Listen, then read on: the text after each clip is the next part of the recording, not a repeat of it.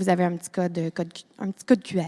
C'est parti, on vous souhaite la bienvenue tout le monde à cet atelier qui s'appelle Perspectives autochtones, culture et citoyenneté québécoise et univers social. En fait, je ne sais même pas si c'est ça le titre qui était inscrit au programme. Il devait avoir le mot complémentarité probablement dans le programme, on espère, parce que c'est ça le but, c'est ça le point.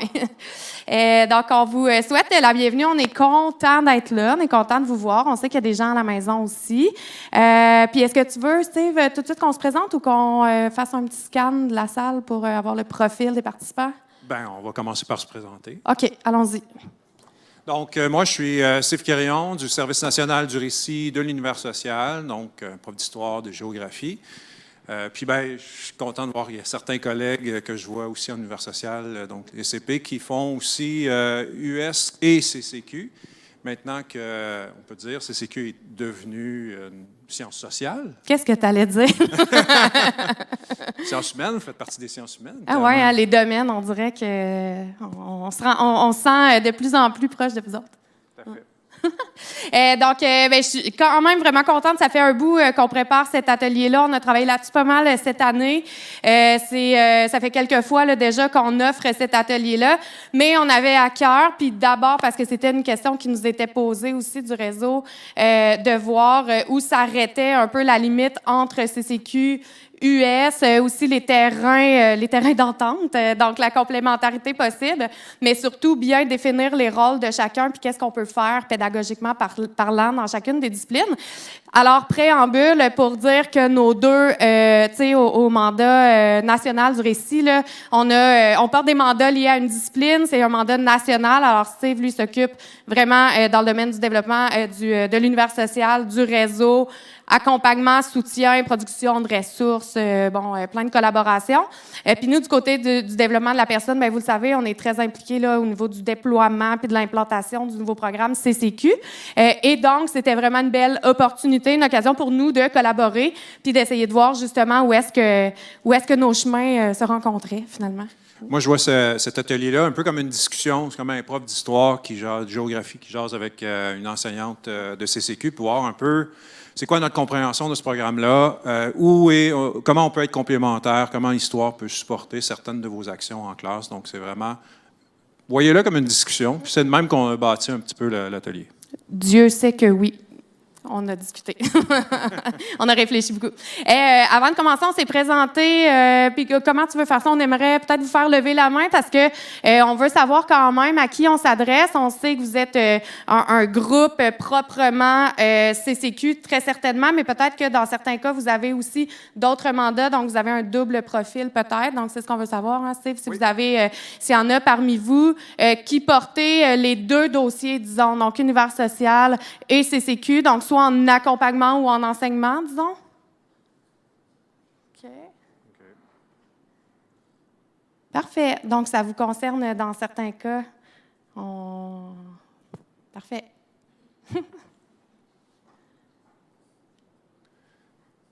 On y va avec ça. Donc, un peu, c'est un de nos points de départ. Finalement, les enseignants et les enseignantes sont des acteurs incontournables de la réconciliation avec les peuples autochtones. Ça, c'est une des conclusions, donc une des phrases qu'on peut lire dans le rapport de la Commission de vérité et réconciliation du Canada. Donc, c'est un rôle qui nous incombe à tous les profs, finalement, les acteurs du réseau de l'éducation. C'est certain qu'en US, déjà, il y a un bon bout qui est fait. Il y a beaucoup de contenus qui sont abordés. Ça fait longtemps que vous trempez là-dedans puis que vous allez là, vraiment dans le sens de ce rôle-là. En ECR aussi, il y avait certaines choses qu'on abordait, certains contenus aussi. Donc, on pouvait aller dans ce sens-là, mais maintenant, avec CCQ, il y a quand même, puis on verra là, un peu plus pendant l'atelier, en quoi on peut faire œuvre utile aussi en CCQ pour finalement atteindre cette finalité-là qui est quand même au cœur, puis qui est bien présente, là, qui nous incombe à tous dans le réseau. On vous a mis un petit lexique parce que, bon, c'est une question qui revient souvent dans le réseau. Je ne passerai pas à travers les définitions, mais évidemment, l'appellation Première Nation et Inuit, c'est celle qui est à privilégier. Autochtones, plus ou moins, parce que, bon, on dirait que c'est des Autochtones, il y en a partout. Là, donc, je pense que Première Nation et Inuit serait la façon idéale d'appeler les personnes autochtones. Donc, Il y a peut-être l'utilisation du mot indien, donc qui se fait seulement quand il est question de la loi sur les Indiens. Donc, ça reste un aspect légal, un statut aussi légal qui est toujours existant au Canada. Donc, quand vous allez avoir la présentation ou quand dans le programme on va avoir le mot indien, ben, ça fait référence au statut légal comme tel ou à la loi en tant que tel.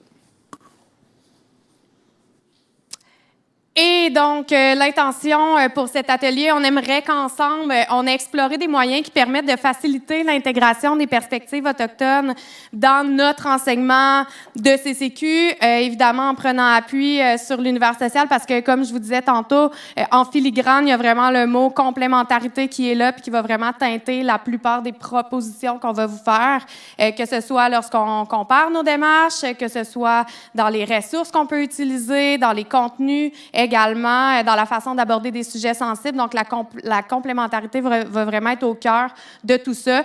Puis, on pense, c'est le pari qu'on fait un peu, là, on pense que ça va nous aider, donc, en CCQ, à pouvoir intégrer, faire cette action qui est intégrer les regards et les perspectives autochtones. Pour faire ça, un plan de match en trois temps. D'abord, la place du temps et du territoire. Alors, oui, des exemples qu'on espère concrets, qu'on espère le plus possible concrets. Donc, des exemples de complémentarité vraiment sous l'angle du temps et du territoire, qui sont des concepts chers aux collègues en univers social, mais qui peuvent avoir une place aussi et qui peuvent nous être utiles aussi en CCQ. Donc, on va voir comment. Ensuite, des approches pour aborder des sujets potentiellement sensibles. On ne peut pas passer à côté. Puis, au niveau de CCQ et au niveau d'univers social, on a comme des postures propres qui peuvent nous aider à aborder ces sujets-là. Donc, on va essayer d'y voir un petit peu plus clair. Puis, finalement, on va terminer avec des ressources un peu plus orientées vers l'enseignement de CCQ. On va s'appuyer aussi sur l'annexe 3 du programme pour essayer de cibler là, des ressources pertinentes puis qui répondent comme à certains critères qui sont énoncés dans cette annexe-là. Et voilà. Donc, d'entrée de jeu, si on essaie de résumer rapidement l'enseignement de l'univers social, l'histoire géo, on pourrait dire que c'est l'étude des sociétés dans l'espace, sur leur territoire et dans le temps. Donc, au début, on a essayé vraiment de voir c'est quoi comme l'essence même, la moelle épinière de la discipline pour vraiment essayer de voir la distinction. Ce qui est intéressant, on va beaucoup travailler sur le concept de territoire, mais d'abord se dire que le territoire, c'est un concept, hein, donc c'est un construit, même si ça a l'air bien tangible là, autour de nous, là, mais c'est vraiment un construit. Puis bon, il y a cet élément-là de comment on se représente le territoire qui est important, justement, pour bien comprendre les perspectives autochtones, vous le savez. Le deuxième, c'est la cohabitation dans le temps. Pour ce qui est de l'histoire, les géographies, on travaille beaucoup sur les relations de pouvoir entre les groupes. C'est sûr que l'histoire, c'est le changement, la continuité, ces choses-là, conséquences. Mais tu sais, en trame de fond, si on regarde bien les programmes d'univers social, c'est vraiment des relations de pouvoir entre des groupes constamment qui sont présentés. Et c'est vraiment un des aspects qui touche le programme de formation. Puis du côté de CCQ, bien, si on se pose la question suivante, alors quelle place ou en quoi, comment on peut utiliser puis intégrer finalement les perspectives ou les regards ou les réalités autochtones dans le programme? Ben, d'abord, on peut s'intéresser aux compétences que vous connaissez. Alors, la compétence 1, qui est étudier des réalités culturelles, qui est vraiment ancrée dans la discipline de la sociologie, qui nous amène à étudier donc des objets d'étude. C'est donc dire que les réalités autochtones, des réalités actuelles, contemporaines bien sûr, et non pas des réalités issues du passé, vont devenir des objets d'étude. Donc, c'est à ça qu'ils vont nous servir en CCQ. Puis, du côté de la C2, ben, on est invité à réfléchir sur des questions éthiques, à proposer des options, proposer des solutions possibles à des enjeux contemporains, des enjeux actuels. Et puis ça, ben, bien sûr que les réalités autochtones puis des enjeux vécus par certaines communautés dans certains lieux au Québec vont nous permettre finalement de s'exercer à cet exercice de réflexion. C'est répétitif, mais bref, c'est vraiment donc des enjeux puis des tensions sur tout ça. Là, le mot peut-être important à retenir, c'est que les tensions que certaines situations conflictuelles, relationnelles entre des groupes, entre les institutions parfois, bien, ça va nous inviter donc à s'engager dans cette démarche de réflexion-là. J'ajouterais peut-être en univers social, puis pour comprendre vos collègues, parce que dans le fond, vous allez rentrer dans cette discussion-là avec vos collègues d'univers social, c'est qu'il y a 15 compétences, un nombre innombrable de programmes. Il n'y a pas de cohésion autant qu'il peut y avoir en CCQ, parce que bon, les programmes ont été écrits dans le temps aussi. Fait que, c'est pour ça que ça devient difficile à un moment donné de se dire, OK, tel programme, mais tu sais, on a fait cet exercice-là pour voir avec vous. Là. Donc, ayez ça en tête, là, 15 compétences en univers social, c'est quand même quelque chose du primaire au secondaire. On se disait, hier, on se disait, des fois, c'est difficile de démêler la C1 et la C2. Vous en avez 15. Donc, fait que c'est pas super. Est-ce que c'est bon pour ça? Est-ce qu'on s'est dit qu'on prenait les interventions? Si jamais vous avez des questions, des interventions en cours de route, n'hésitez pas, on fera la course au micro ou on pourra peut-être reformuler vos interventions aussi. Là, on a quand même on a le temps quand même de les prendre. Donc, si vous voulez réagir, n'hésitez pas. Oui, Lise. Je reviens. Bien, juste une petite précision. Là, vous dites que vous avez 15 compétentes en univers social, mais les 2 qu'on voit là, c'est quoi? Vous les avez ramassées ou? En fait, ce n'est pas des compétences, c'est plus des objets d'apprentissage. On va le nommer comme ça, mais dans les compétences, tu as lire l'organisation d'une société sur un territoire. Tu as aussi, à un certain moment, la question du territoire revient dans les différents programmes, et la question du temps est spécifique à l'histoire. Mais c'est ça, ça a été comme un peu compliqué de faire une espèce de résumé. L'équivalent de ce que vous avez à droite, là, c'est un exercice un peu plus difficile à gauche. Oui, exactement. Puis aussi, cette diapositive-là, ben, on l'a pas, je pense même pas qu'on a nommé le mot, mais ce qui nous a quand même orienté pour réfléchir un peu ce qui allait s'y retrouver, c'est le mot démarche aussi, puis les méthodologies. Donc, de son côté, Steve va essayer de synthétiser un peu en quoi consiste la démarche historique ou la démarche en géo, là, tu sais, comme en lien avec le territoire.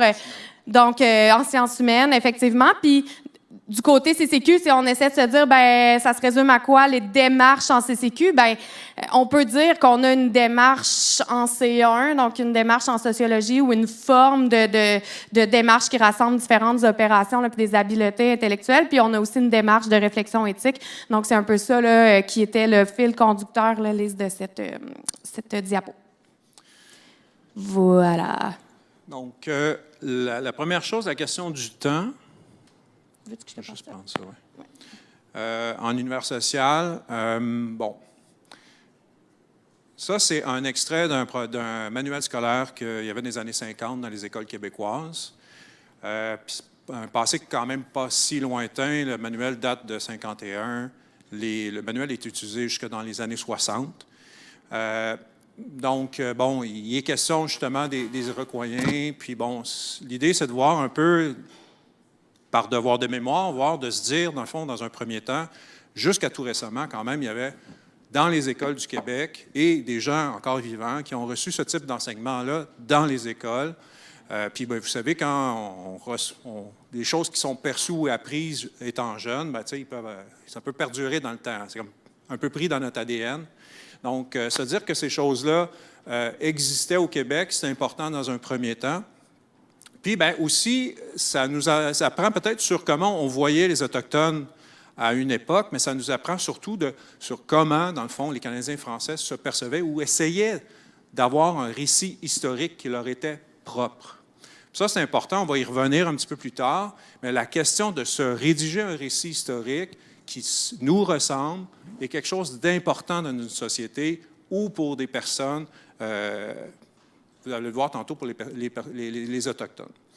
Dans ce cas-ci, c'était de se forger des héros nationaux à partir de ce qu'on connaissait, donc les religieux et tout ça. On le faisait au détriment des autres. Heureusement, l'histoire ne s'écrit plus de cette façon-là aujourd'hui.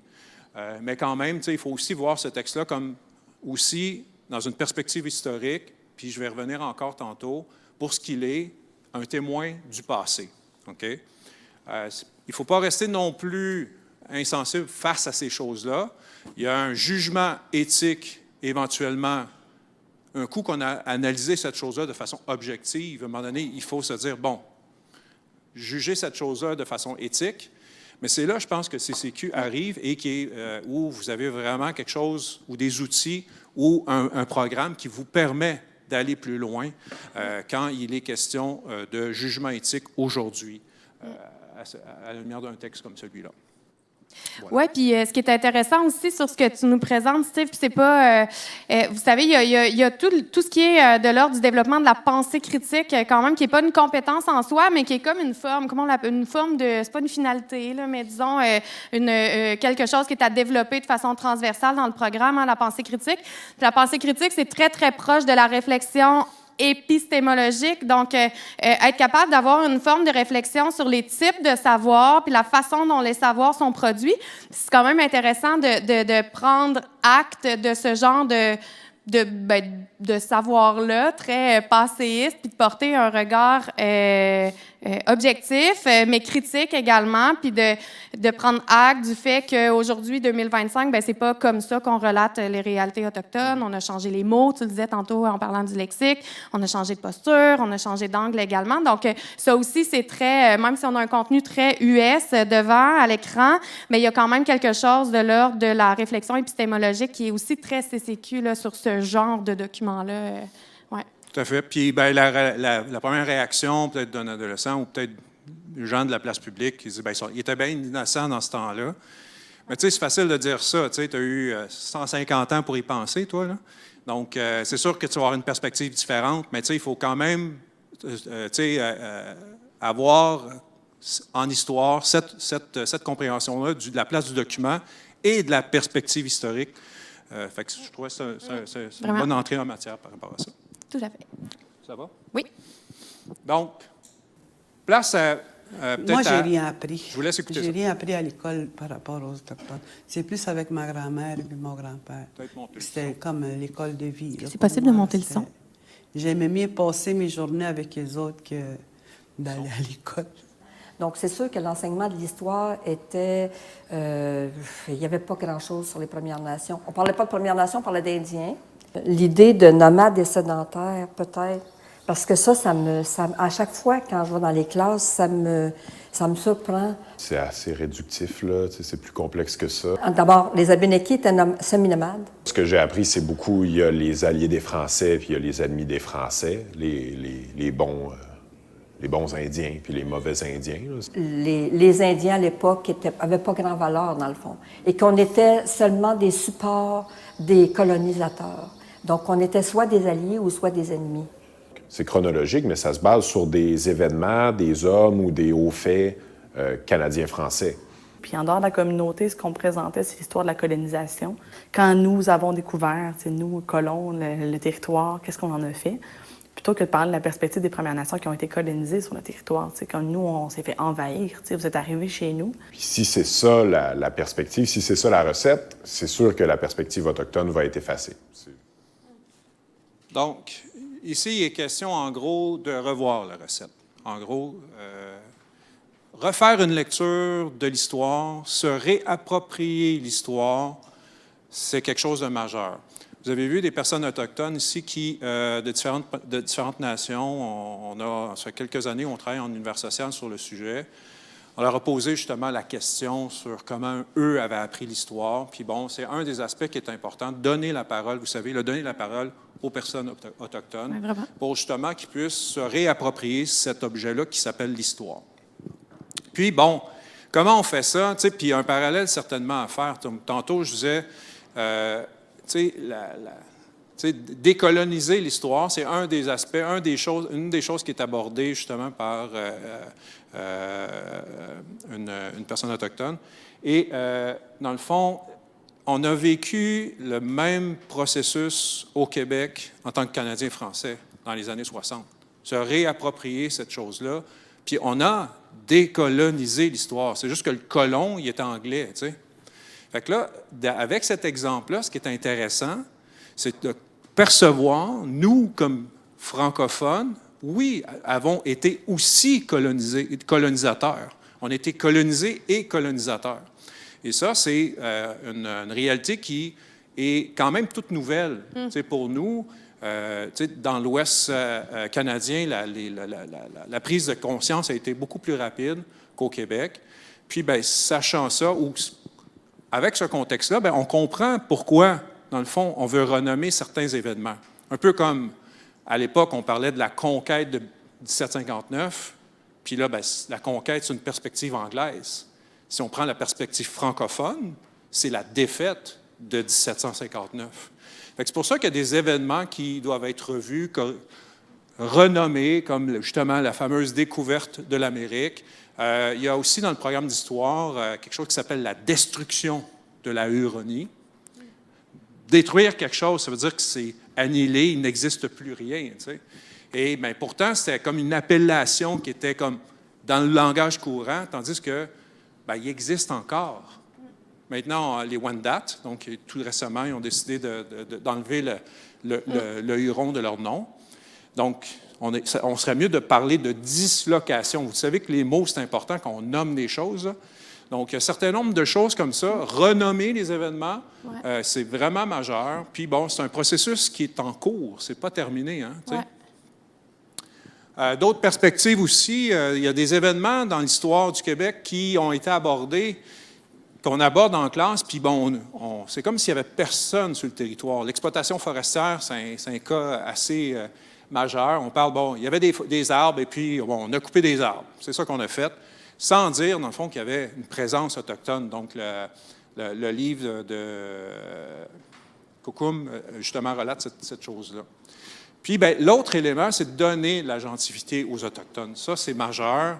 Puis, il y a David qui disait justement dans la vidéo, tu sais, c'est plus juste les alliés des Français ou les méchants comme les Iroquois, comme on voyait les Iroquois, comme on le voyait dans l'extrait. C'est vraiment de leur donner de l'agentivité, c'est-à-dire qu'ils deviennent acteurs. Et il y a cette réécriture de l'histoire-là qui est importante. Oui, puis moi, ce que je retiens aussi de cette capsule qu'on vient de voir, c'est le besoin puis la préoccupation de faire éclater un peu les catégories auxquelles parfois on est habitué. On a, entre autres, dans nos discussions, on a beaucoup parlé tu sais, des familles linguistiques. On est habitué de parler en termes de nomades sédentaires et tout ça. Puis des fois, c'est des catégories qui nous rassurent, qui nous confortent un peu comme pédagogue. C'est beaucoup plus facile de faire entrer les choses dans des cases. Mais tu sais, on se rend compte, c'est un peu ça qui nommait là, tu sais, le besoin de faire entrer la nuance dans la façon d'appréhender puis de comprendre ces réalités-là, puis voir la multitude de réalités. Puis ça, je pense aussi qu'à ce compte-là, CCQ a la volonté, là, si vous avez bien lu l'annexe 3, c'est beaucoup nommé, tu sais, de tenir compte de la variabilité des réalités contemporaines aussi, là. Donc, vraiment faire entrer la nuance dans notre façon d'aborder ces perspectives-là, puis essayer un peu d'éviter la catégorisation à laquelle on était habitué, même, il faut le dire, là, en ECH, je ne sais pas si vous serez d'accord, mais on était beaucoup dans la catégorisation. C'est sûr que c'était plus facile, mais là, on essaie de voir un peu plus loin. Maintenant, donc là, on s'intéresse au temps. Donc, bien entendu, le temps en univers social, c'est central. Maintenant, le temps en CCQ, qu'est-ce qu'on en fait? Puisque on l'a entendu plein de fois, notre but c'est pas de ressortir les événements historiques, c'est pas de comprendre le passé nécessairement. On s'intéresse vraiment au présent. Donc, que fait-on? Des repères historiques comme les grands changements, vous les voyez à l'écran. Donc, les grands changements, des dates, des moments importants, des faits historiques, des périodes aussi. Donc, qu'est-ce qu'on fait de tout ça? Est-ce que ça veut dire que c'est pas utile? Est-ce que c'est pas nécessaire? Bien sûr que non. On peut prendre appui, on peut mobiliser parce que tout ça, c'est des savoirs. On va vous montrer tantôt des exemples avec Steve. Donc, tout ça, c'est des exemples de contenus qui peuvent être développés, bien sûr, en univers social à différents moments du cursus des élèves, mais que nous, en CCQ, on peut être ratoureux puis utiliser ces contenus-là puis les remobiliser dans notre classe. Puis ça, ça peut être vraiment franchement utile. Ce que vous voyez en bas de la diapo, c'est des éléments de compétences, là. Donc, on peut prendre appui sur ces repères de temps-là pour mettre en contexte des relations sociales actuelles. Donc, contextualiser, amener des éléments de compréhension, comparer des interprétations selon l'époque. T'en donnais un exemple tantôt, Steve.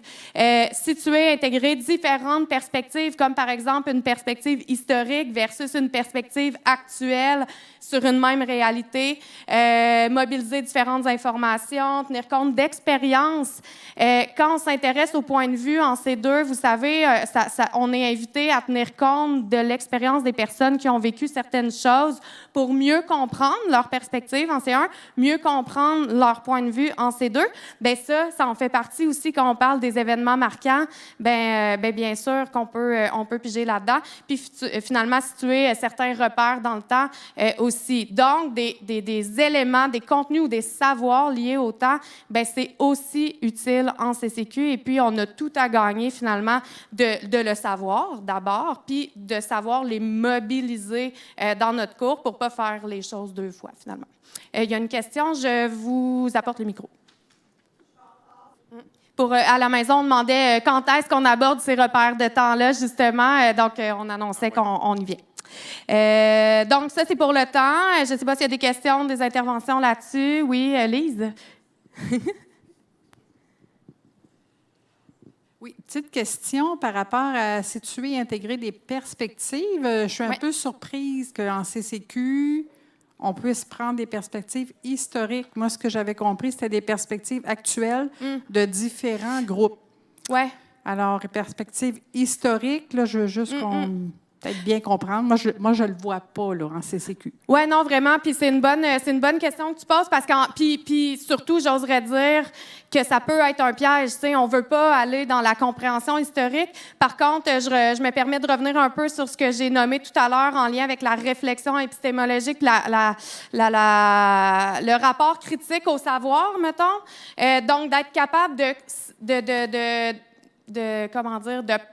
prendre connaissance ou de tenir compte du fait qu'il y a peut-être des perspectives historiques qui existaient, tu sais, puis de comprendre un peu dans quel contexte elles ont été produites versus pour comprendre une perspective plus actuelle, par exemple, qui nous amènerait à faire des choix en éducation, des choix de mots plutôt qu'un autre. Tu sais, comprendre pourquoi on a laissé tomber le mot Huron, puis là, finalement, c'est Wendat. Bien, de comprendre ce genre de perspective-là en prenant appui sur des perspectives historiques, en les comparant. C'est plus dans ce sens-là, mais je suis quand même vraiment d'accord que c'est tout de même peut-être un piège qui nous guette parce qu'on veut pas... ce qu'on veut faire, c'est pas de comprendre la perspective historique d'abord, dans le fond. C'est vraiment pour pouvoir avoir un élément de comparaison. Je ne sais pas si ça répond. Ouais. Oui, Benoît, je cours.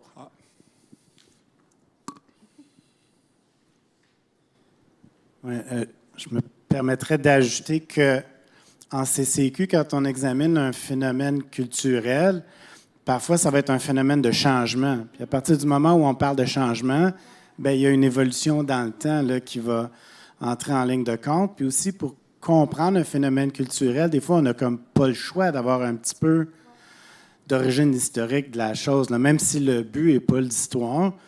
Si on veut comprendre ce qui se passe maintenant, on va être obligé de fouiller un petit peu vers le passé. Donc, comme si on parle de féminisme, par exemple, ben, comprendre le féminisme aujourd'hui, c'est probablement difficile à faire si tu n'as pas de notion de c'est quoi l'histoire des luttes là, qui nous ont menés où on est maintenant. Donc, dans ce sens-là, je pense que CCQ peut être un prolongement qui arrive après des connaissances de base en histoire pour approfondir sur comment l'histoire a un impact sur ce qui se passe aujourd'hui. C'est quelque chose qu'on n'a souvent pas le temps de faire dans les cours d'univers social, les liens avec le présent. Mais là, en CCQ, on a une complémentarité où là, c'est justement comment l'histoire nous mène aujourd'hui qui devient l'élément central. Bien, c'est ça. Je pense que tu l'as bien décrit, là, le jugement éthique. Donc, aujourd'hui, maintenant qu'on sait ce qui s'est passé, bien, qu'est-ce qu'on fait aujourd'hui? Bien, ça, c'est plus la partie CCQ. Mais, tu sais, nous, on a un regard plus objectif du temps, dans le fond. On le regarde en détail. Puis, vous allez voir, dans les exemples qu'on a pris, là, c'est vraiment comme histoire met la table, en gros. Puis après ça, CCQ prend la balle au bon. Oui. Puis aussi, dernier exemple là-dessus, au même titre que des fois, on va mettre en parallèle, par exemple, une perspective économique sur une question, en parallèle avec une perspective, je ne sais pas moi, culturelle sur une question, puis une autre perspective, je ne sais plus quoi encore. Bien là, tu sais, ici, la proposition, c'est que la perspective historique peut être considérée comme une de ces perspectives-là, donc on intègre finalement pour une compréhension plus globale, en fait. Voilà. Une deuxième notion, la question du territoire, peut-être un deuxième court extrait pour la personne en arrière, pour le son. Donc, court extrait, on questionne les personnes autochtones sur ce concept-là.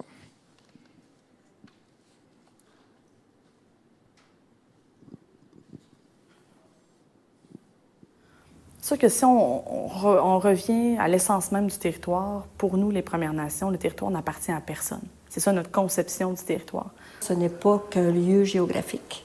Le territoire, c'est aussi le langage du territoire. C'est aussi les savoirs, c'est aussi les traditions liées à la cueillette ou autre chose qu'on retrouve sur le territoire. Donc, c'est beaucoup plus vaste que juste un lieu géographique. Quand on parle de la langue atikamekw, on dit souvent, bien, je le dis souvent, qu'on parle la langue du territoire, parce que tous les mots sont rattachés au territoire. Quand on parle des saisons, on a 6 saisons chez les Atikamekw. Puis chaque saison nous dit quand est-ce qu'elle commence. Il n'y a pas de date précise, il n'y a pas de 21 pour dire qu'on est l'automne, dire qu'on est une telle saison, mais c'est avec les signes là, que la nature nous marque, nous offre. Que le territoire, avant, se comprenait avec les rivières. Les rivières étaient les autoroutes. Quand on fait des fouilles archéologiques, par exemple, c'est toujours sur le bord des rivières, le bord des ruisseaux. Les populations autochtones, avant, circulaient beaucoup en fonction des bassins versants. Chaque rivière qui était connectée avec la rivière Outaouais ou le Kichizibi, c'était notre territoire. Bien, le territoire abénaki, ça va de la rivière Richelieu à l'ouest, à la rivière Etchemin à l'est, juste du... Donc, vous voyez, si on écoute bien Nicole, dans le fond, les signes de la nature nous envoient un signal sur quand commence le printemps. Donc, cette année, je ne sais pas s'il a encore commencé, selon elle. Peut-être juste revenir sur certains éléments. Tu sais, la conception du territoire, c'est quelque chose de fondamental pour les Autochtones. Moi, je me trouve chanceux d'avoir pu interviewer ces personnes-là sur ce sujet-là. Tu sais, une chose qu'il faut retenir, ça s'apprend par les pieds. Je trouve qu'aujourd'hui, avec les GPS et tout ça, on a un peu perdu le contact. Hein? Tu sais, on ne se perd plus. Là. Fait que fermez vos GPS puis essayez d'expérimenter le territoire comme il s'ouvre à vous. Là. Des fois, vous pourrez peut-être vous perdre et peut-être tomber sur des surprises. Je vous invite à faire ça plus souvent. Quand on décrit aussi les limites naturelles, c'est sûr que l'humain essaie de dompter la nature. Hein? Donc, c'est important, tu sais, je trouve ça intéressant de la façon dont ils décrivent, ils parlent de leur territoire. Tu sais, les rivières qui sont autour, il y en a beaucoup qui ont été enterrées en ville. Là. Mais tu sais, c'est le fun de revoir cette idée-là de bassin versant en géographie. Puis bon, en même temps, tu sais, pour vous, en CCQ, c'est comment on perçoit le territoire aujourd'hui. Tu sais. Puis bon, c'est sûr que ça a un élément aussi au passé. L'identité aussi, ça, c'est un élément on a intégré il y a quelque temps. La question des Autochtones du Québec ou au Québec. Je ne sais pas si vous voyez la nuance. Ça, c'est avec Médéric Sioui, quand on a travaillé avec lui. Médéric Sioui qui est Wendat. Puis bon, la distinction, c'est ça, c'est vraiment une appartenance au territoire. Il y a un territoire qui est nommé Québec. Ben, tu sais, j'habite dessus, mais tu sais, ça, c'est au Québec. OK? Puis, ben, la question de la toponymie, ben, vous l'avez vu, là, tu sais, de redéfinition du territoire, tu sais, de renommer les choses, c'est important, de revoir justement cette appellation-là. Il y a, tu sais, genre le golfe de l'Amérique, hein? Donc, il y a, tu sais, c'est bête, c'est un exemple bête, mais de se dire qu'à l'inverse, si on revoit la toponymie, bon, c'est déjà se réapproprier justement ce passé-là. Quand on parlait d'un passé pour les Autochtones à réécrire, à se réapproprier, bien, c'est aussi passer par une toponymie, tu sais, qui est là. Il y a un aspect qui est intéressant aussi dans sédentaire nomade, que souvent, c'est comme en histoire, on fait souvent ça. Bien, on fait tout le temps ça, en fait. Puis les élèves nous disent « Ah, ouais, sédentaire nomade », même eux sont tannés. C'est Médéric Sioui qui nous expliquait « Bien, sédentaire nomade, je trouve que c'est très réductif, là. Puis bon, c'est le propos aussi des gens qui sont là. C'est un peu comme dire, mettons, tu sais, il y a un camp d'été puis un camp d'hiver. Donc, nous, on passait de l'un à l'autre, tu sais. Puis si tu regardes les snowbirds, bien, ils ont un camp d'été, ils sont en Floride, puis ils ont un camp d'hiver, tu sais, ou l'inverse. Donc, puis, ben, tu sais, ça ne m'apparaît pas comme des gens très, très nomades. Hein, tu sais, ils sont plutôt sédentaires. Donc, tu sais, il y a vraiment cette conception-là de nomade sédentaire auquel il faut sortir, pour justement comprendre ce que c'est le territoire. Puis, dernière chose sur ça, La question du nomadisme, c'est aussi une question politique. De dire que les Autochtones se promenaient de façon, au gré du vent, ils se promenaient, il fait beau par là-bas, je m'en vais là-bas, ou je suis le gibier. C'est pour faire en sorte de ne pas reconnaître les revendications territoriales. Vous étiez là par hasard, tu sais. Tu te promenais, puis tu allais... Non, on suivait telle rivière pour aller au camp d'hiver, d'été. D'ailleurs, cette rivière-là a un nom. Avant que tu arrives, elle s'appelait comme ça.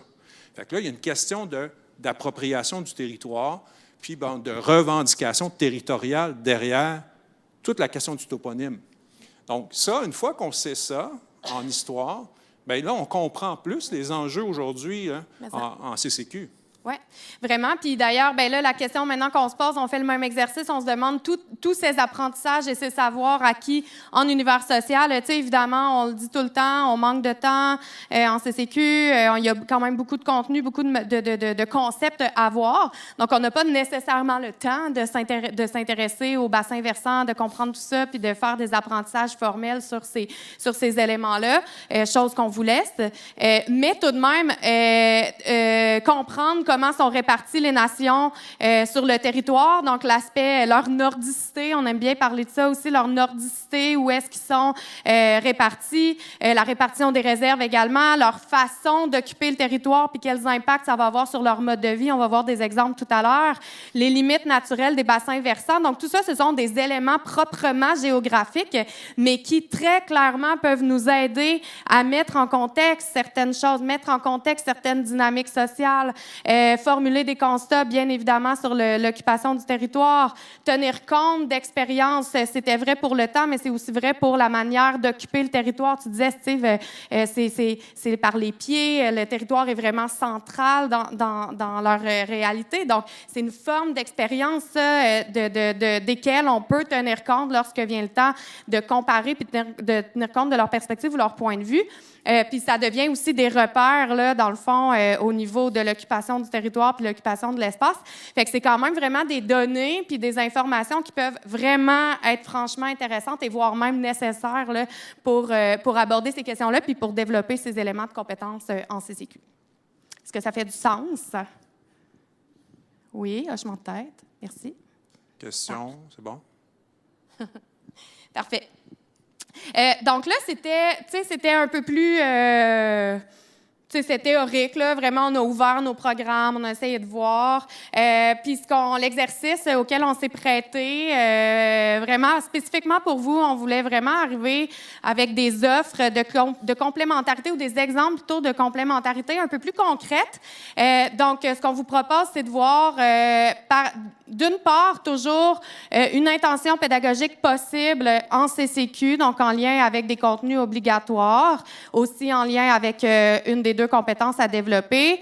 Et puis, de voir finalement sur quoi est-ce qu'on peut prendre appui, donc des apprentissages qui seraient développés en amont dans le cadre du cours d'univers social par les élèves. Et puis aussi, on avait le souci de vous donner quelques repères de temps. Tout à l'heure, on a une participante qui disait « Ouais, mais là, à quel moment c'est vu dans l'année? » Bien, on va comme essayer de démystifier ça avec vous dans une perspective de comme planification annuelle, mettons. Fait qu'on essaie de vous donner des petites pistes là, qui pourront peut-être vous aider. Alors, on y va. On a fait l'exercice pour, tu sais, je veux dire, c'est pas exhaustif là, de tout le programme. On a quand même fait l'exercice pour chaque année de CCQ. Et donc, on débute avec la première secondaire. On pourrait amener les élèves en première secondaire à comprendre ce que peut signifier l'éco-responsabilité. En passant, c'est un concept à l'étude. Donc, chez les premiers peuples, et identifier des pratiques qui s'y rattachent. Puis ça, bien, vous voyez en dessous, là, toujours, on met la petite mention de qu'est-ce que ça développe. Donc, il est question de vision holistique. Vision holistique, donc, en quoi est-ce que leur vision là, d'interrelation puis de rapport très intime, finalement, avec le territoire, leur rapport avec la nature et donc leurs gestes et donc leurs attitudes et leur mode de vie, ben tout ça va comme s'inscrire dans une vision holistique qui n'est pas nécessairement un concept En tout cas, je ne sais pas si vous êtes d'accord avec moi, mais c'est pas nécessairement un concept acquis.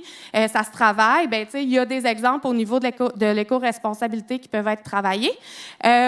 Puis ben, du côté CCQ, c'est sûr, hein, on est quand même au balbutiement, fait qu'on n'a pas des tonnes d'activités comparées aux collègues en univers social, mais quand même, il y a des ressources qu'on juge intéressantes puisque souvent développées en collaboration ou par des personnes autochtones elles-mêmes. Ici, l'exemple que vous avez, il est cliquable.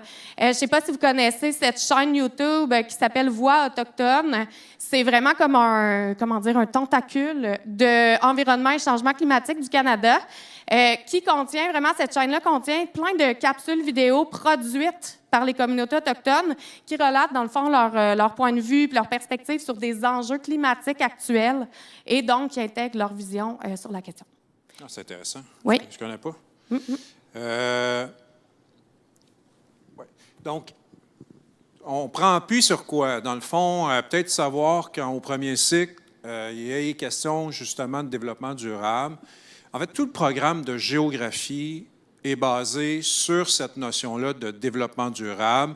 On a peut-être, pour les gens en histoire, on a peut-être oublié cette idée-là, mais c'est en trame de fond, puis c'est exprimé dans le programme partout. Puis ce qui est intéressant aussi, c'est pas le développement durable au sens, mettons, théorique de la chose. On le voit de façon très, très, très concrète avec des enjeux, notamment sur la question du transport, la question aussi du tourisme.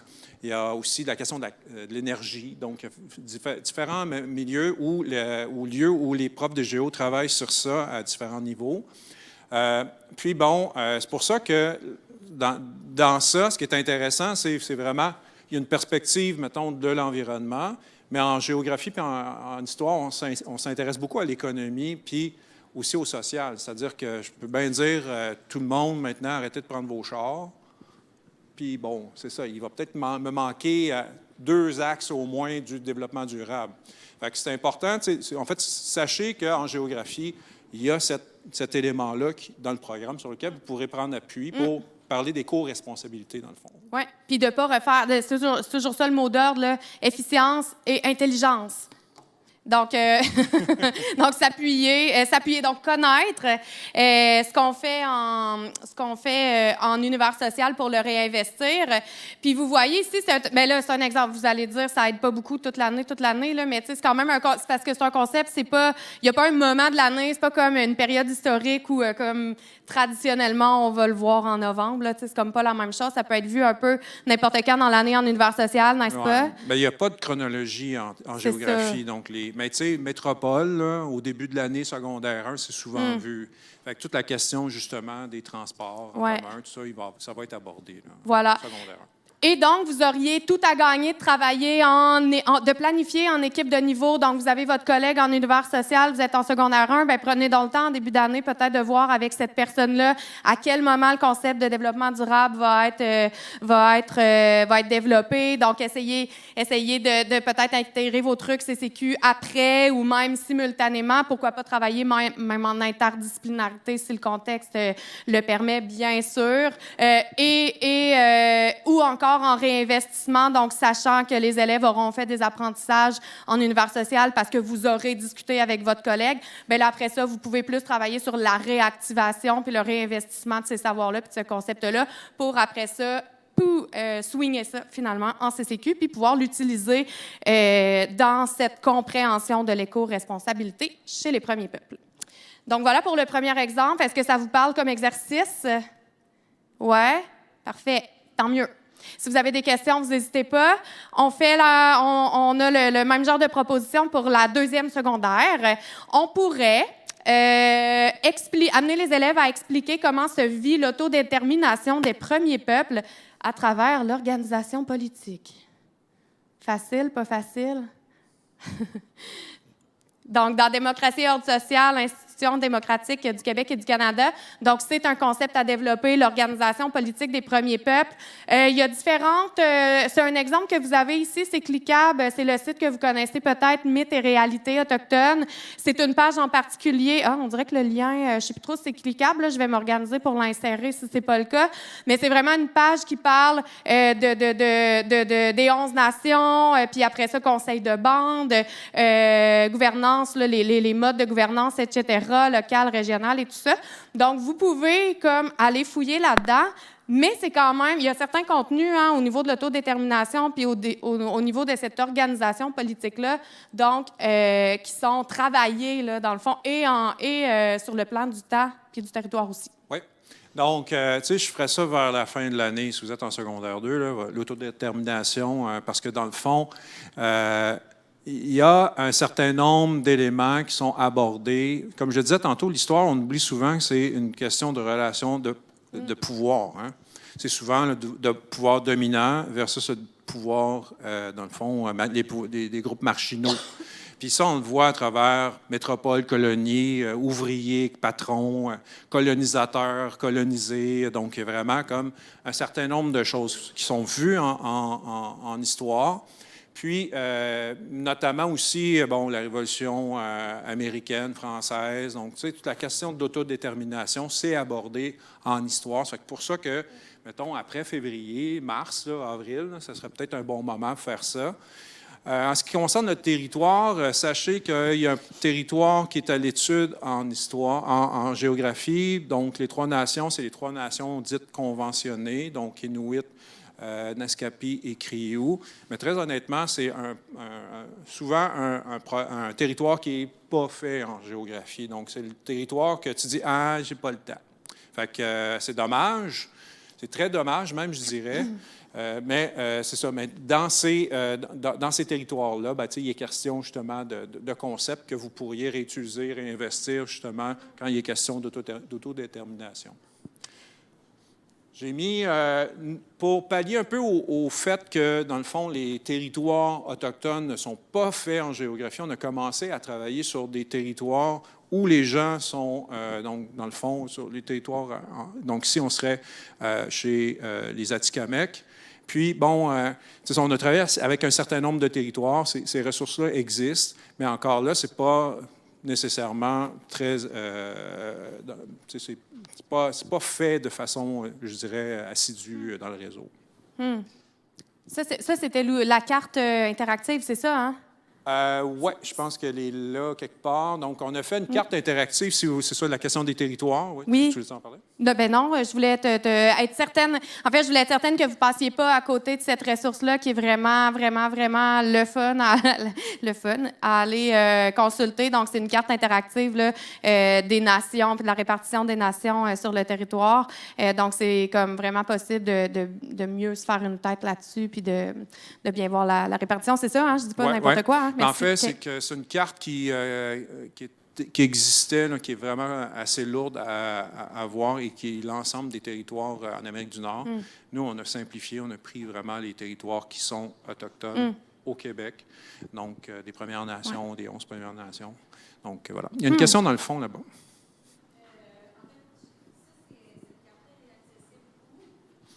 Je ne me rappelle plus où je l'ai mis. Alors, on demande à la maison où est disponible cette carte. Alors, on valide à l'instant que c'est cliquable.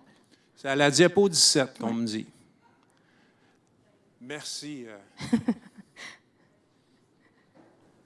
Donc, vous allez pouvoir cliquer sur le lien, puis là, vous allez les 11 nations, puis c'est vraiment, ça concerne seulement le Québec. On dit qu'elle n'est pas cliquable dans la présentation. Je pense que le lien, on le poussait dans le clavardage à une autre rencontre, mais on va insérer le lien assurément. Inquiétez-vous pas, donc vous pourrez rafraîchir la présentation, comme j'imagine, d'ici peu. Oui, cliquable à la page 17. Ah, super. Cliquable à la page 17. Est-ce que c'est beau pour ça? Parfait. Et donc, petit repère de temps, peut-être, Steve, je vais te laisser peut-être parler du repère de temps en US. Là, on parle de novembre, peut-être, qui serait une bonne piste, finalement. Oui, bien, en fait, c'est ça. Si on peut, tout au long de l'année, on parle des groupes, là. Mais tu sais, comme je vous disais, peut-être pour ce qui est, si vous voulez, tabler sur la Révolution américaine, peut-être le faire après février. Voilà.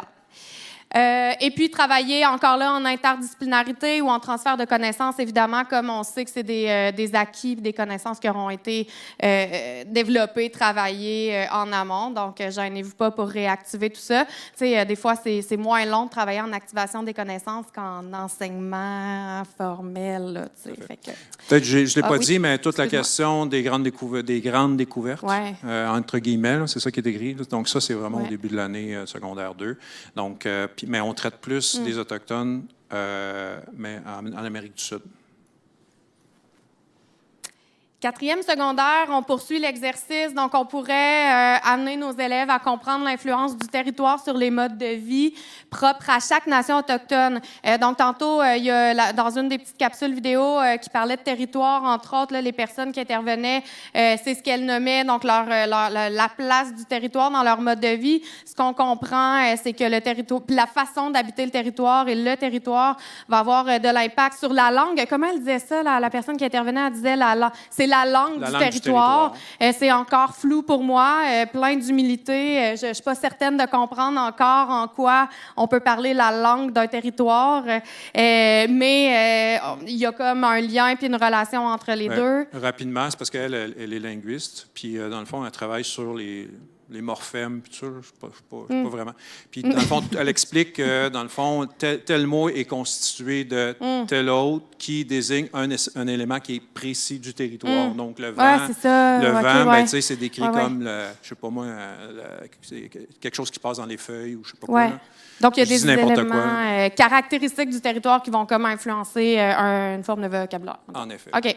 Et super. Et aussi, on peut penser là, au niveau de l'artisanat, de certaines formes d'art pratiquées qui ne seront pas pareilles dans toutes les nations. Puis ça, c'est quelque chose, quand je vous dis humilité, là, moi, c'est une grosse dose cette année puis l'an passé d'humilité parce que, bon, j'ai eu l'habitude de traiter les réalités autochtones de façon un peu homogène dans ma vie ECR. Puis finalement, ben, on se rend compte en CCQ qu'on a vraiment à cœur de justement mettre en lumière, je le disais tantôt, la variabilité puis les spécificités de chaque nation. Puis là, ben, c'est le cas ici. Donc, on essaie de voir comment les modes de vie peuvent varier d'une nation à l'autre, d'un endroit à l'autre, d'une région à l'autre, d'un lieu à l'autre sur le territoire du Québec. Donc, ça, c'est vraiment, franchement, intéressant. C'est fascinant. En même temps, c'est un très grand défi parce qu'il y en a beaucoup. Il y a beaucoup de particularités. Donc, c'est beaucoup à s'approprier. Ça prend des données solides. Ça prend l'accès aussi à des personnes qui sont... des organismes qui sont voués à mettre ça en lumière. Donc, c'est pas nécessairement facile. Vous avez un exemple ici, c'est cliquable. C'est une petite présentation interactive qui nous a été proposée, là, qui parle là, vraiment, en gros, c'est un gros réseau de concepts. C'est super multimodal, plein de témoignages à l'oral que vous pouvez ouvrir. Il y en a vraiment beaucoup, donc ça vaut la peine d'aller faire un élagage, mais qui parle vraiment chez les Abénaquis, donc l'influence l'occupation du territoire, la langue, comment ils perçoivent leur culture, leur identité, bon, des tonnes de choses comme ça, spécifiquement pour la nation abénaquise. Donc, c'est un exemple parmi d'autres, mais vous voyez que c'est le genre de ressources là, qui pourraient être utilisées. Tout à fait. Donc, peut-être juste dire qu'en secondaire 4, c'est plus en 3 qu'on a vu, on voit un certain nombre de choses, dont l'expérience du territoire, c'est, puis bon, comment les Européens arrivent, puis bon, bénéficient de cette expérience-là des Autochtones pour justement s'établir de façon permanente. Donc, ça, c'est vu en 3. Donc, il y a peut-être une réactivation des connaissances à faire à ce moment-ci. Peut-être aussi dire, bon, c'est clair qu'on a vu un peu les 11 nations et leur territoire rapidement. Donc, ça, c'est un des éléments qui est abordé. Sédentaire, nomade, c'est fait ou c'est plus réactivé parce que ça, c'est plus au primaire. Puis bon, la question allié ou ennemi, c'est souvent, ça revient tout souvent. Donc, les Iroquois sont nos ennemis, puis bon, les Abénaquis sont nos amis. Mais tu sais, c'est pas nommé comme ça, mais tu sais, ça peut être perçu par des élèves comme ça. Donc, j'ai une question ici. En fait, c'est pas tant une question, mais un constat. Peut-être que je suis à côté de la traque, mais là, je regarde les contenus secondaire 4, là. Puis quand je regarde pratique de bienveillance dans altruisme, il y a altérité. Donc, par rapport au temps et au territoire, le développement de l'altérité entre les peuples. Et je m'excuse, répète. Au Laurence, niveau de ta question. l'altérité, là, donc, c'est pas une question, je me demande si on peut faire les liens, si le lien est pertinent. Ah, OK, Secondaire 4, relation et bienveillance, pratique de bienveillance, altruisme, mais les concepts particuliers ou les exemples associés, là, l'altérité. Ça marche-tu? Bien, c'est sûr que oui. Territoire Puis, tu sais, et ça serait temps. quoi? Mettons, là, je te peins ça dans le coin, ça serait quoi une intention pédagogique, là? Comprendre la dynamique. Comprendre la dynamique, les relations sociales actuelles Ouais. entre les Premières Nations puis les personnes autochtones. Ah ouais, Puis OK. les rapports de pouvoir, OK. la dynamique.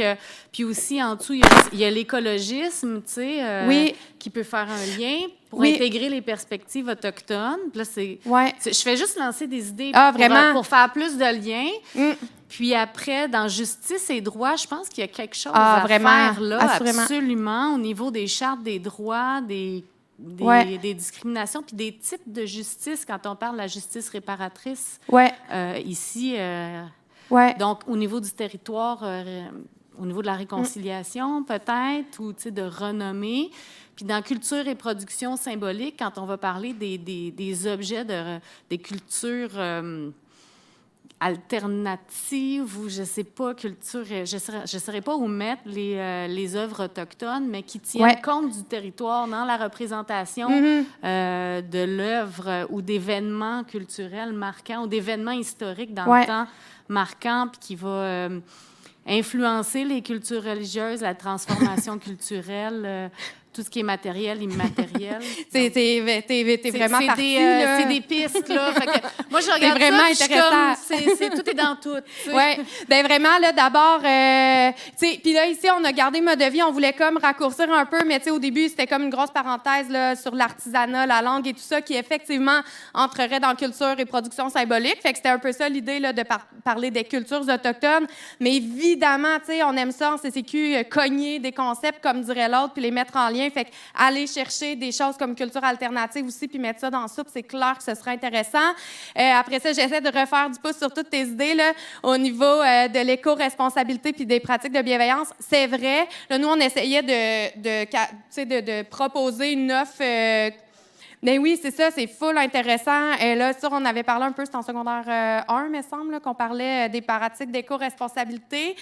Au niveau aussi des rapports de pouvoir, des groupes sociaux, rapports de pouvoir, tu vas voir peut-être en secondaire 5 ce qui s'en vient. Ça va peut-être aussi aller dans le sens de ce que tu proposes là, au niveau de la réconciliation. Mais c'est vraiment, écoute, j'aime l'exercice. C'est vraiment, franchement, riche tout ce que tu proposes. Ouais.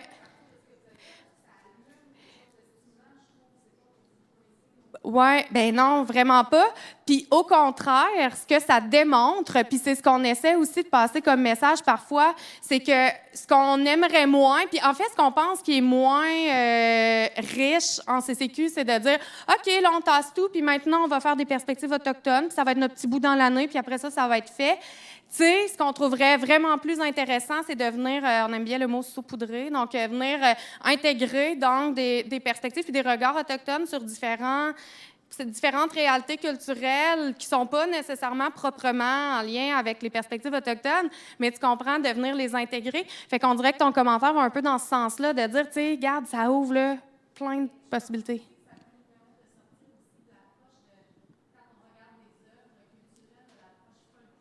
Ah, tellement. Vraiment, c'est full intéressant. On avait une deuxième question.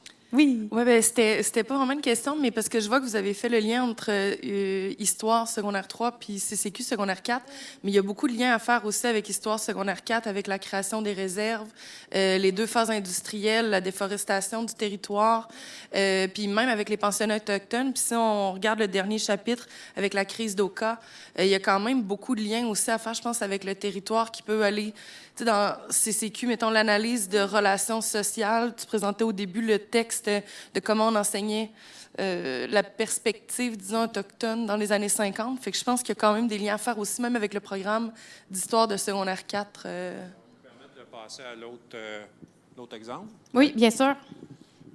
Manette. Peut-être passer l'autre diapo, ouais. Peut-être juste pour rebondir ce qu'elle vient de dire. Bien, je te laisse Je aller où reviendrai, tu là. veux. Ouais. Donc, c'est sûr qu'en secondaire 4, il y a un certain nombre de choses qui sont vues, notamment la loi sur les Indiens, la loi de la Constitution de 1982. Donc, ça, c'est des éléments qui sont importants. Les mauvais traitements de l'État aussi, donc la sédentarisation forcée, les pensionnats autochtones, puis toute la question des revendications vers la fin de l'année, là, dans les années 60, donc la question des femmes autochtones, puis bon, aussi, mais ce qui arrive en secondaire 4, c'est qu'il y a l'examen, tu sais. Fait qu'on voit ces notions-là comme à vitesse grand V, puis c'est sûr que si vous avez... Il y a quelque chose d'intéressant pour vous de dire, OK, ce que vous avez abordé rapidement, maintenant, on va réfléchir sur les impacts de ces choses-là aujourd'hui. Tu sais. Fait que c'est vrai que la portion la plus intéressante sur les Autochtones est en secondaire 4, mais prenez en considération vraiment que pour vous, là, que c'est ça, c'est vu tellement vite que tu sais, il faut revenir sur ces notions-là. Peut-être juste dire un truc, un exemple de projet qu'on a fait, nous, en secondaire 3-4. Ça s'appelle 11 nations, 11 événements. C'est fait en collaboration, justement, avec Médéric Sioui. Médéric Sioui, Wendat, historien. Puis bon, ce qu'on s'est dit, c'est que ça serait le fun, parce qu'il y a peu de ressources qui présentent la vision des Autochtones. Puis bon, l'idée ici, c'est de voir la dépossession territoriale des Autochtones au travers différents événements sur le long terme. Tu sais, ce n'est pas un événement, donc c'est sur 400-500 ans.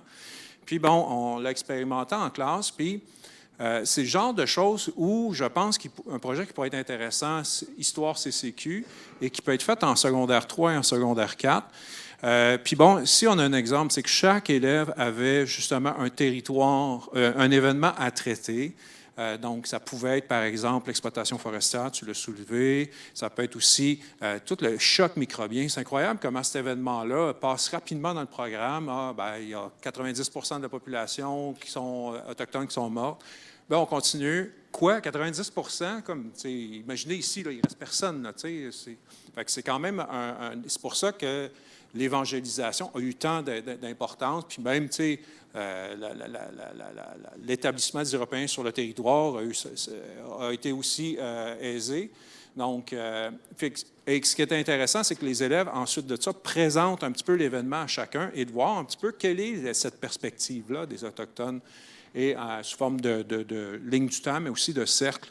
Donc ça, c'est vraiment un exemple d'activité qui est le fun, puis qui serait vraiment le fun à faire aussi en CCQ, là, ou faire un prolongement en CCQ, puis de s'assurer qu'on puisse continuer la discussion, là. Oui, mais tu sais, imaginez-vous si une ou un collègue dans votre école réalisait cette activité-là, donc 11 événements, 11 nations, puis qu'après ça, vous récupérez cette espèce d'éclatement des perspectives, vous intégrez ces repères historiques-là, donc liés à des événements parfois, en fait, bien souvent traumatisants, puis, qui donc viennent expliquer plein de choses, qui viennent expliquer des inégalités, qui viennent expliquer des situations vécues, des réalités vécues au niveau économique, au niveau social, donc des enjeux contemporains. Donc, imaginez comment ça permet de comprendre mieux les perspectives en présence lorsqu'on peut prendre appui sur une expérience comme celle-là. Puis, tu sais, j'ose croire que les élèves aussi en sont... on le voit de toute façon, là, on a juste le visuel, on n'a pas le son, mais tu sais, les élèves ont quand même... sont ressortis avec beaucoup de connaissances puis beaucoup d'empathie, j'oserais dire aussi. Là. Oui, vraiment. Ouais. Puis, tu sais, c'est ça. On va jusque là, vous avez une élève qui parle des massacres de chiens de traîneau, donc il y a vraiment beaucoup d'événements. Puis, c'est sûr qu'en histoire, on s'attarde sur les événements, sur l'histoire, le contexte, mais tu sais, la discussion, c'est plus là-dessus là, qu'il faut poursuivre la collaboration. Vraiment. Je ne sais pas si... Ouais. Est-ce que tu avais terminé sur ces ressources-là? Ou je il y pense avait... que oui. Ouais. À moins qu'il y ait des questions. Là. Parce que je regarde l'heure. Oui. Puis vous aurez le temps de réagir de toute façon parce que l'idée ici, c'est de vous montrer, c'est le dernier exemple, là, si on veut, d'intention pédagogique qui pourrait être réalisée en CCQ. Donc, en prenant appui sur des ressources, mais dont cette activité-là dont Steve nous parlait, on pourrait, par exemple, amener nos élèves à reconnaître les impacts sociaux et culturels de la dépossession territoriale. Donc encore là, prendre appui sur des événements, sur des traités aussi. Hein? Donc, vraiment, tous les enjeux, la création des réserves, etc., et tout ce que ça a entraîné, évidemment, comme impact, ces contre-coups-là, vous n'êtes pas sans savoir qu'on les sent encore au sein des communautés autochtones, mais c'est pas le cas partout. La réalité chez les Wendat, justement, et puis chez les Inuits du lac, ça ne sera pas pareil nécessairement.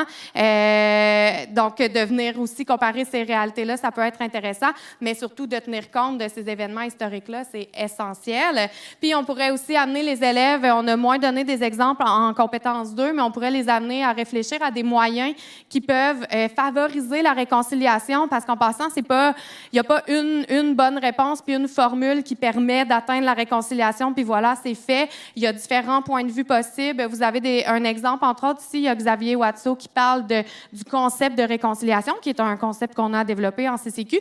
Puis lui, il dit comment, à son avis, ça devrait se passer, mais tu sais, à mon avis, comment ça devrait se passer, il y en a plusieurs au sein des communautés autochtones.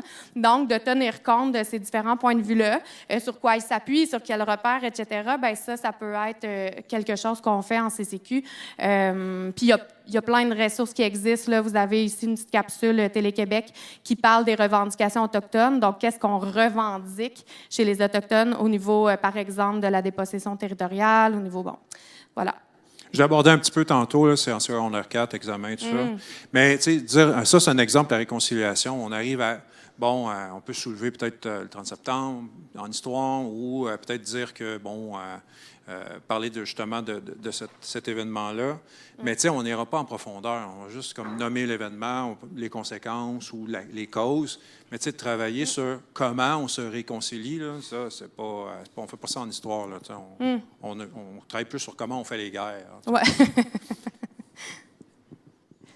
Et donc, comme c'est quand même beaucoup... je te laisserai peut-être d'abord, veux-tu parler des micro-détails de temps? En fait, c'est ça. La Constitution en 1867, novembre à peu près, 82, c'est ça, c'est en mai. Puis c'est ça, les mauvais traitements de l'État, pensionnat, janvier-février, ça, c'est à peu près en même temps. Il faut savoir que les pensionnats ne sont pas abordés au début du siècle, mais c'est dans la deuxième partie parce que les pensionnats ont commencé au Canada avant, puis après ça, ils sont arrivés au Québec par la suite. Mais tu sais, pour dire la vraie chose, c'est que c'est les Oblats, genre, des communautés religieuses québécoises qui allaient ouvrir des pensionnats dans l'Ouest canadien. Là.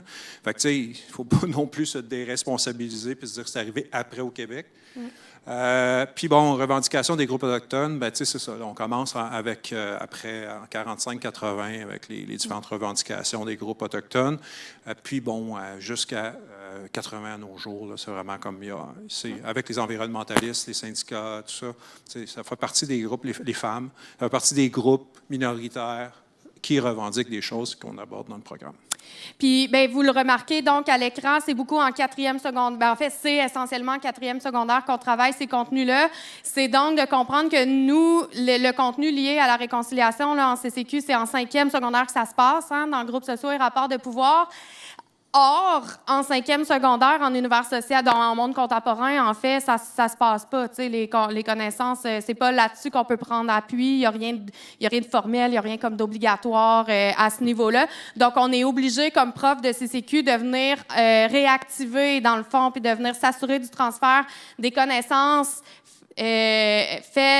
acquises l'an passé, dans le fond. Fait que c'est quand même une bonne job d'activation. En même temps, c'est intéressant. Tu sais, les élèves, on connaît tous les impacts positifs de l'activation des connaissances. Donc, tu sais, vous pouvez travailler de cette façon-là, didactiquement parlant, pour pouvoir justement prendre appui sur ces contenus-là. Puis, tu sais, si vous n'êtes pas familier encore là, puis que vous n'avez pas les deux chapeaux US et CCQ, n'hésitez pas à aller consulter vos collègues. N'hésitez pas à consulter vos CP aussi disciplinaires. Fait que c'est certain qu'ils vont pouvoir vous aider là, à mettre plus d'outils dans votre petit coffre. Je vais vous parler un petit peu d'une ressource qu'on a créée en histoire de secondaire 3-4. Donc, si vous voulez voir un petit peu les contenus qui sont abordés dans ces deux programmes-là, ce programme-là sur 2 années, je pense que c'est la ressource un peu incontournable. Ce qui est intéressant, c'est que c'est vraiment une historiographie qui est, je pense, à jour. On a travaillé avec différentes personnes autochtones pour la révision. Puis, c'est ça, vous allez voir plus la perspective historique des choses. Ça peut être pour la réactivation des connaissances antérieures, ça peut être intéressant de faire référence à une des vidéos qui est présentée. Bon, il y a l'État canadien. Là, on parle de la sédentarisation forcée des pensionnats. Donc, vraiment, il y a du matériel pour faire cette réactivation-là des connaissances, cette mise en contexte-là qui est nécessaire, hein, avant de justement de se dire, aujourd'hui, qu'est-ce qu'on fait? Ouais. Il y a du stock là, vraiment sur histoire.restitus.qc.ca. Puis en complément à ça, on parlait hier beaucoup de la difficulté puis du défi que ça représente pour nous d'aller constituer des dossiers documentaires sur tous les contenus. Ne réinventons pas la roue là, ici dans le code de ce que tu proposes. C'est vraiment un outil complet. Ça vaut la peine d'aller fouiller. C'est un outil non seulement complet, mais qui a été dont le contenu a été élaboré en collaboration avec des membres des communautés autochtones. Ça, c'est quelque chose qu'on veut prioriser aussi dans les ressources qu'on choisit en CCQ. Donc, réinventez donc pas la roue, allez-y. Il nous a donné le droit là, d'y aller. Fait que, allez-y, voire même peut-être que vos élèves seront habitués à cette plateforme. Ça se peut aussi. Fait que, comme envoyer l'erreur, puis ça va... Ou aller chercher, vous voulez un petit dossier documentaire, aller chercher des contenus à l'intérieur. C'est multimodal, vraiment. Donc, soyons efficaces. Sur la partie, justement, on voulait aborder avec vous toute la question des sujets sensibles. Un premier élément, peut-être juste intéressant, en fait, c'est Télé-Québec qui a produit ça. Voulais-tu dire quelque chose là-dessus? Ou... Non. Non, c'est bon. Peut-être juste rapidement, pour mettre en contexte un peu pertinence historique, perspective historique, puis jugement éthique, pour bien cerner un petit peu ces différents concepts-là. Il y a beaucoup de sujets sensibles, évidemment, quand il est question de la question autochtone. Je ne sais pas si vous connaissez Décoloniser l'histoire. Je ne sais pas si ça vous dit quelque chose.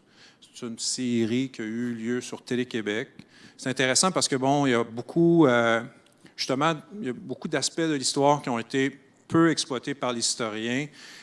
Tu as des éléments sur les peuples autochtones, mais aussi sur les chauffeurs de taxi, sur les femmes de ménage au début du siècle. Donc, il y a vraiment beaucoup de perspectives en histoire qui est intéressante là-dessus. Puis, il y a une tâche qui a été faite sur cette vidéo-là, cette petite présentation-là. Puis, en gros, il est question de perspectives historiques dans la question, parce qu'on parle justement des conséquences. On va voir ensemble qu'est-ce que c'est perspective historique, d'adopter une pertinence historique plutôt, mais une perspective historique, donc comprendre un peu ce que c'est la perspective historique et terminer avec le jugement éthique. Donc, je vous ai mis un petit tableau ici qui vous permet un peu de saisir un peu comment on travaille en histoire. La pertinence historique, c'est se dire, quand on interroge le passé, c'est toujours dans une perspective présente. On pose des questions au passé. L'histoire n'est pas écrite et immuable, puis c'est fini. C'est toujours vu avec la lunette, évidemment. Donc, cette pertinence-là historique, c'est on se pose une question aujourd'hui sur comment étaient les Autochtones, parce qu'on a une préoccupation aujourd'hui. Même chose pour les femmes. Pendant longtemps, il n'a pas été question d'histoire des femmes, parce que, il y a 50 de la population qui est à peu près invisible, jusqu'à dans les années 50-60. Aussi, il faut toujours contextualiser dans le temps en histoire. Donc, justement, cette pertinence-là, en quoi cet événement-là est pertinent et représente et caractéristique d'une période. Si c'est anecdotique, on ne le travaillera pas vraiment. Mais si c'est caractéristique de la période, ça va être pertinent historiquement. La perspective historique, c'est d'essayer de ne pas juger, dans le fond, un peu comme le manuel du début. C'est sûr qu'il est bien niaiseux d'avoir écrit ça. C'est pas l'approche qu'on veut adopter en histoire. On veut plus dire pourquoi il écrit ça. Hein? Puis en quoi ce document-là décrit une réalité à une époque. C'est ça qu'on veut faire en histoire. Puis, ultimement, c'est sûr qu'on ne peut pas rester insensible. je peux pas dire, ben, on va regarder objectivement Auschwitz, tu sais. Tu sais, ultimement, je vais dire, ben, ça n'a pas de bon sens, tu sais. Mais cet aspect-là, jugement éthique, souvent, puis je pense que Benoît l'a dit tantôt, bien, souvent en histoire, on dit ça n'a pas de bon sens, le devoir des mémoires, ces choses-là, là, tu sais. Fait que je commence à parler comme toi, c'est drôle. Je fais de l'imitation. Je viens de me rendre compte. C'est de l'osmose. J'ai pris le ton de Marjorie. Est-ce que tu fais ça, ces choses-là? Ces choses. C'est de l'empathie, ça. Je pense que c'est de l'empathie. Ouais. Je pense que oui. Fait que, bon, c'est un petit moment qu'on a ensemble, là, c'est correct, on ne vous dérange pas trop. Mais c'est là que je pense que le CCQ embarque. Puis, tu sais, en tout cas, bref, je te laisse. Bien, c'est là, dans le fond, c'est là que CCQ embarque, puis c'est ce qu'on a mis tantôt, justement, avec Benoît, que, tu sais, on a vu tantôt, on a passé quand même pas mal de temps à se demander comment, en CCQ, on peut utiliser US, donc prendre appui sur ce qui est fait dans le cours d'US. Bien là, c'est intéressant parce qu'on voit un peu le retour du balancier aussi, parce que, de votre côté, là, vous vous demandez quand vous êtes rendu au jugement éthique, tu dis, Steve, que vous soulevez des questions, mais, tu sais, faute de plein de choses, tu sais, faute de temps, faute de ressources et tout ça, bien, vous n'avez pas nécessairement la possibilité de vous engager dans ces réflexions-là pour poursuivre une réflexion sur le présent ou encore une compréhension plus approfondie du présent. Bien là, c'est super. Nous, maintenant, on existe. On peut prendre le relais, finalement. Puis, vous pouvez pelleter dans notre cours. Puis nous, bien, c'est notre tour après, là, finalement, de pouvoir aller dans ce sens-là puis pouvoir peut-être approfondir ce jugement. Ce que vous appelez le jugement éthique, nous, on l'appelle autrement, mais tu sais, au fond, c'est le genre de question qui peut se ressembler quand même, dans le fond.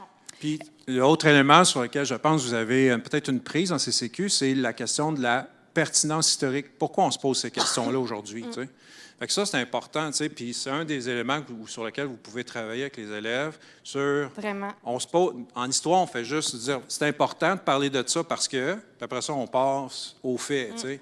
Mais vous, c'est sûr, pourquoi on s'interroge sur cette question-là aujourd'hui, tu sais? Fait, de développer sur ça, je pense qu'il y a quelque chose d'intéressant. Oui. Benoît? Je cours. Tu y vas? OK. On jase, mais je vais ajouter un petit élément, peut-être dans la façon dont moi je comprends ces distinctions-là. On ne demande pas aux élèves de ne pas poser de jugement éthique sur le passé, mais on les invite à ne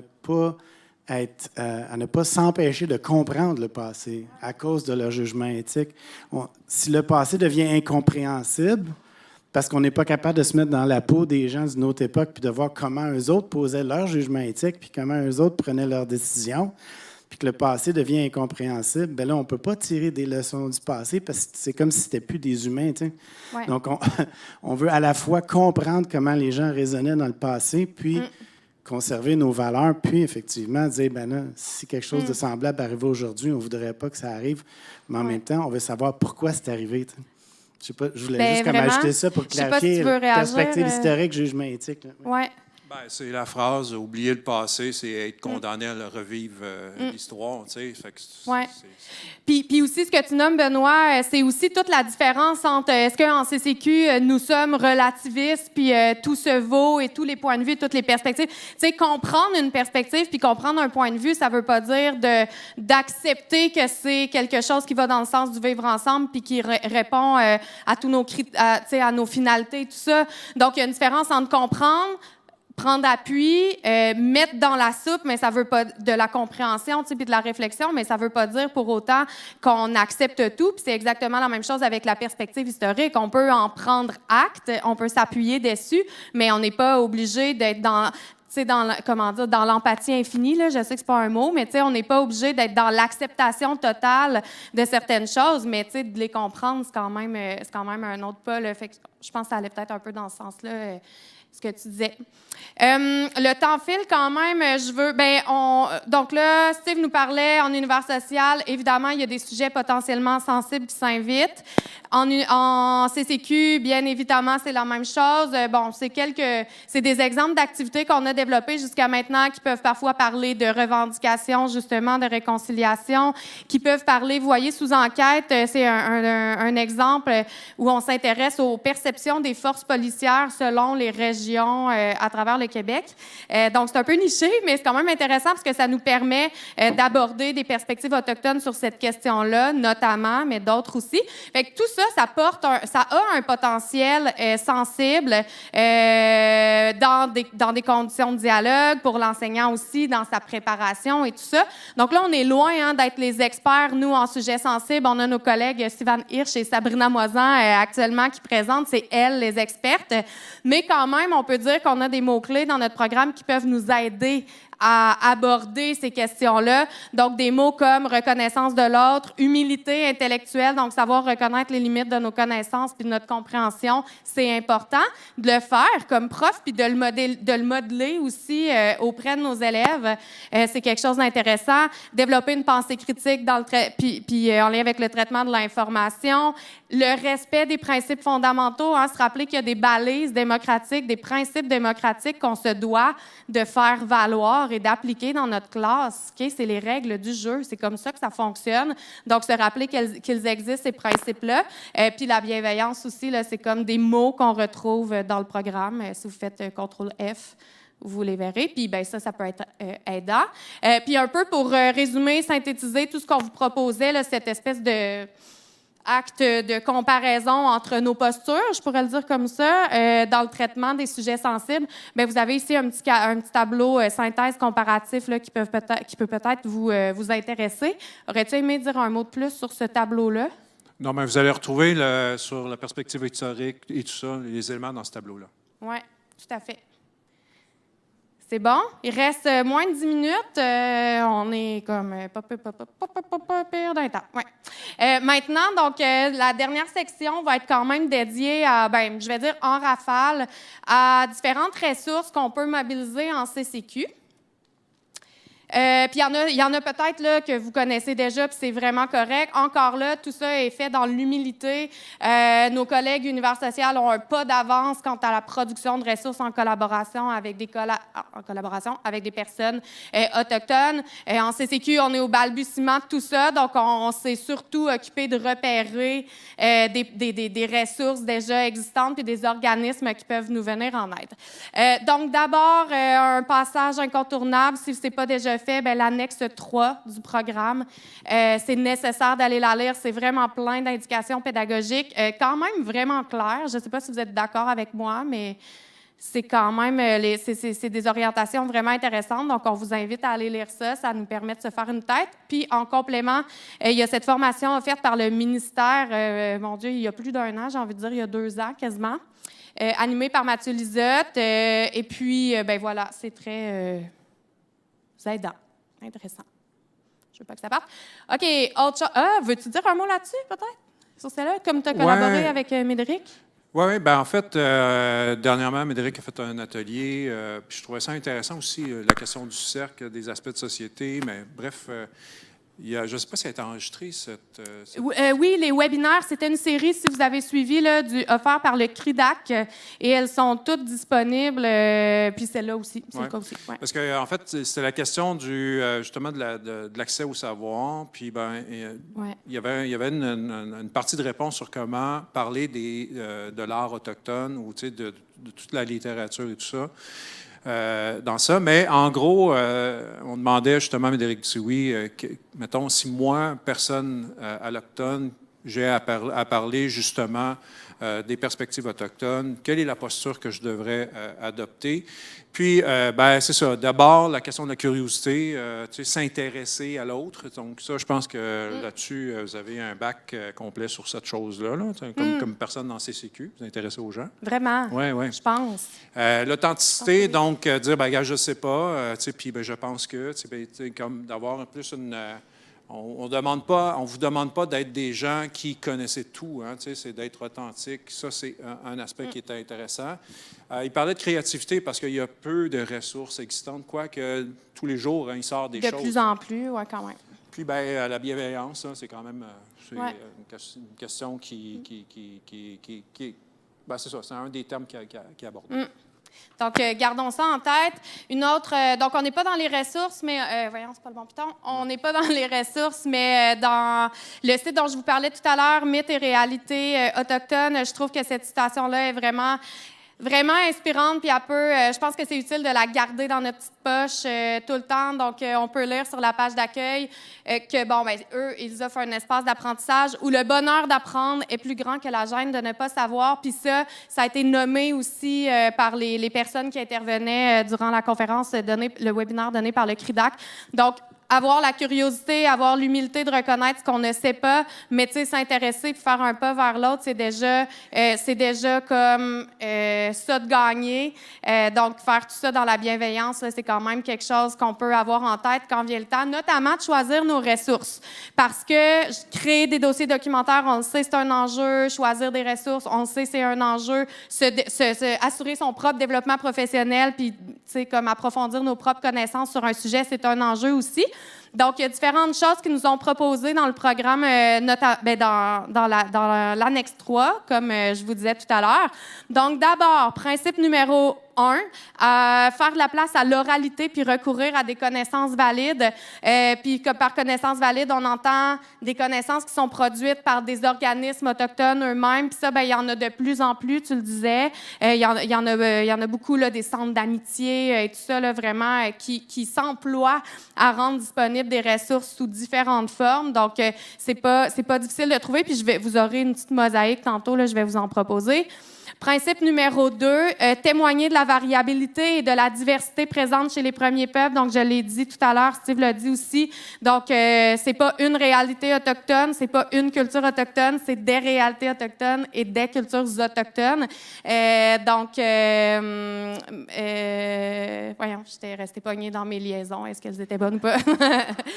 Bien, un exemple là-dessus en univers social, tu sais, c'est un peu comme, dans le fond, si on parlait de nous comme étant les latins, tu sais. Donc, puis bon, tu sais, on sait bien que vous autres, vous êtes des latins. Ben, je suis pas un Français, je suis pas un Espagnol, tu sais, genre, je suis vraiment différent d'eux. Ou on parle de nous comme étant des Nord-Américains. Ben, j'ai rien à voir avec les États-Unis.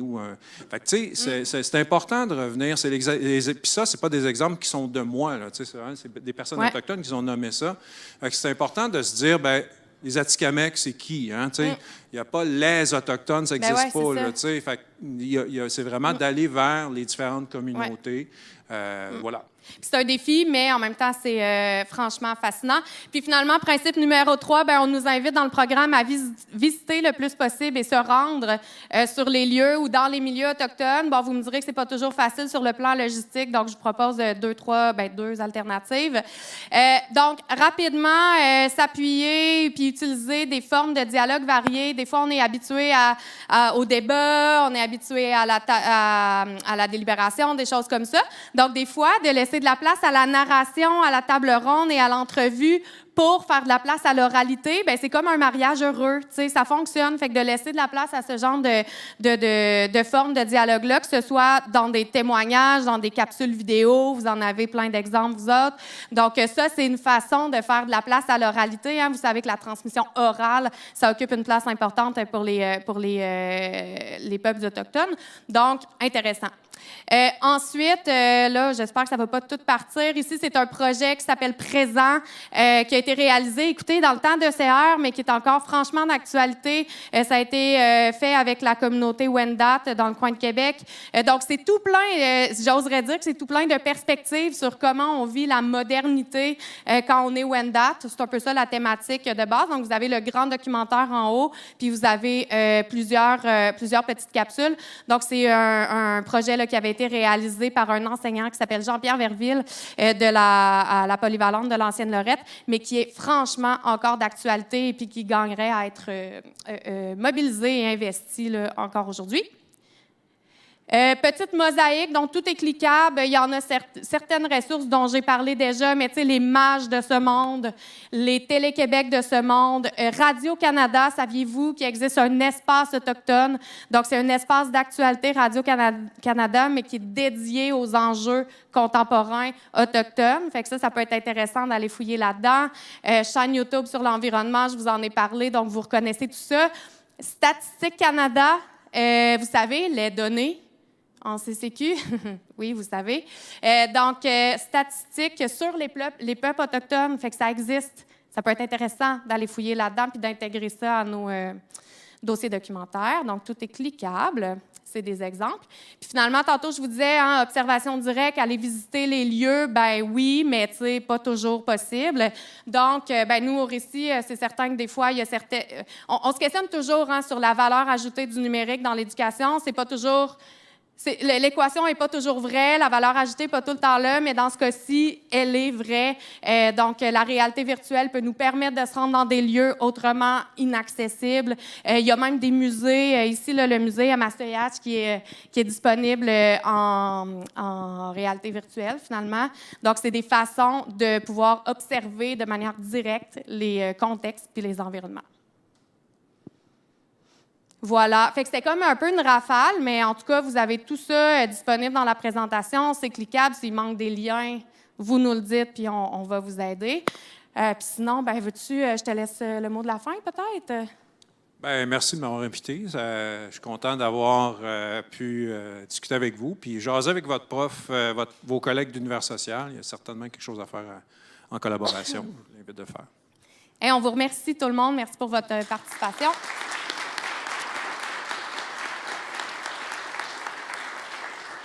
On salue les gens à la maison, puis on reste disponible si vous avez des questions sans problème. Merci. Voilà.